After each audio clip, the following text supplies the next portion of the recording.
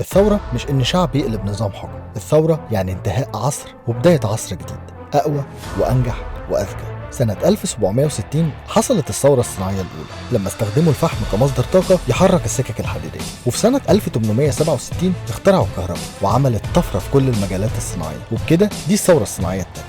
نيجي لسنة 1969 لما اتولدت فكرة الكمبيوتر ووجود أجهزة تحل محل الإنسان في عمليات معقدة كانت هتاخد منه وقت ومجهود كبير، لغاية ما حصلت الثورة الصناعية الرابعة اللي بدأت من 2010 وأصدرت ألمانيا كتاب عنها سنة 2014، وده زمن الذكاء الاصطناعي وزمن البيج داتا وزمن السمارت اوتوميشن والإنترنت اوف ثينجز.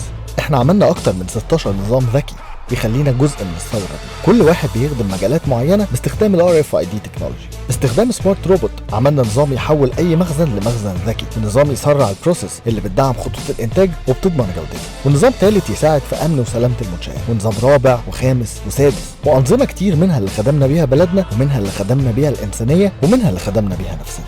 بالتكنولوجيا والإنترنت اوف ثينجز احنا بنعمل الثورة الجديدة. بالأنظمة الذكية هنحسن حياتك ونعمل طفرة في البيزنس بتاعك. السرعة والجودة بالنسبة لنا عنصرين بيكملوا بعض مش ضد بعض.